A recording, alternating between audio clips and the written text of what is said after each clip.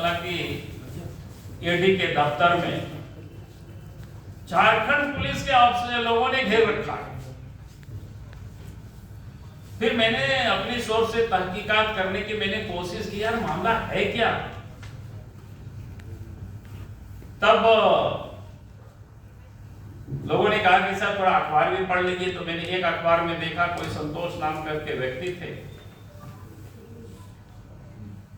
उनको शायद ईडी ने पहले गिरफ्तार किया था, फिर बाद में बेल हुआ और कई लोगों की भी गिरफ्तारी हुई है। उसमें से जलापूर्ति योजना की बड़ा घोटाला है, जिसमें से आप सब लोगों को ध्यान में होगा कि 20 करोड़ रुपया जो निकाले गए थे बिल खाता में लोग डाला था, और उसके जांच के लिए उनको 2-3 बार सामान उनको क्या बोलते हैं उसको नोटिस भेजा गया, बुलाया गया ईडी ऑफिस में, लेकिन वो संतोष कुमार हाजिर ही नहीं हुआ। तो पता चला कि एकाएक सोमवार को वहां हाजिर हो जाता है, उपस्थित हो जाता है एकाएक, और कहता है कि हमसे बयान ले लीजिए, जो जानकारी जो मिल रही। उसके बाद ईडी वालों ने कहा कि ठीक है, आया है तो ले लिया जाए। तो पहले जितना उन्होंने बयान दिया तो उसके ठीक उन्होंने उल्टा कहा,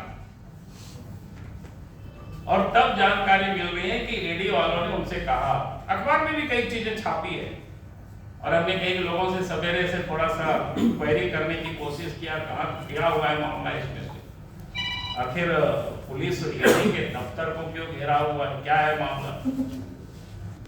तो पता चला कि नहीं, ईडी ने उनको कहा कि अगर तुम जो उस समय बात बोले आप पलट रहे हो, तो ये सारे पैसा तो शायद उनकी संतोष के पत्नी के खाता में भी गया हुआ है। बोला कि पत्नी को भी हम लोग पूछेंगे।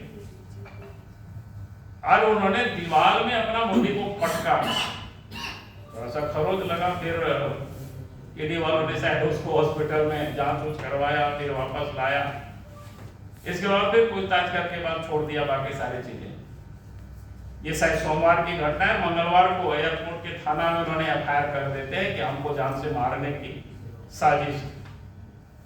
यानी आप कह सकते सुनियोजित तरीके से इस राज्य में घोटालाबाजों को बचाने के लिए सरकार और पुलिस महकमा किस प्रकार से काम कर रही है, इससे बड़ा और ताजा उदाहरण कुछ भी नहीं हो सकता है।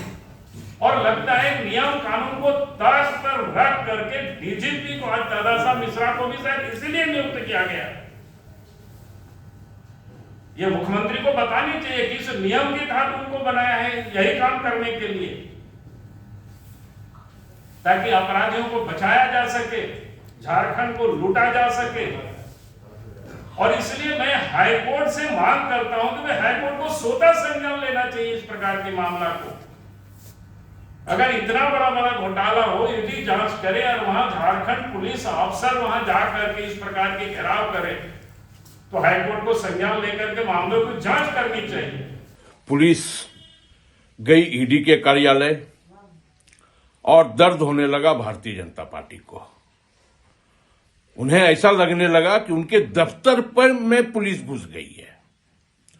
स्वाभाविक तौर पे यह बात दर्शाता है कि कहीं ना कहीं भारतीय जनता पार्टी ईडी को लेकर के ज्यादा संजीदा है। इसलिए संजीदा है कि ईडी भारतीय जनता पार्टी का इलेक्शन मैनेजमेंट डिपार्टमेंट के रूप में काम करता है। वो सही है, वो ठीक है, लेकिन भाई साहब यह झारखंड है और यहां कानून का राज स्थापित है, और जब कानून का राज स्थापित हो तो कानून हर व्यक्ति के लिए यहां बराबर है, हर पदाधिकारी के लिए, हर अधिकारी के लिए बराबर है। ईडी के अधिकारियों के ऊपर अगर एफआईआर है तो हमारी प्रशासन पूछने जाएगी, उनसे पूछताछ करेगी, क्योंकि यह राज्य कानून के राज्य से स्थापित है। और यहां नरेंद्र मोदी की सरकार नहीं है, यहां हेमंत सोरेन की सरकार है। इसलिए कानून का राज यहां स्थापित है।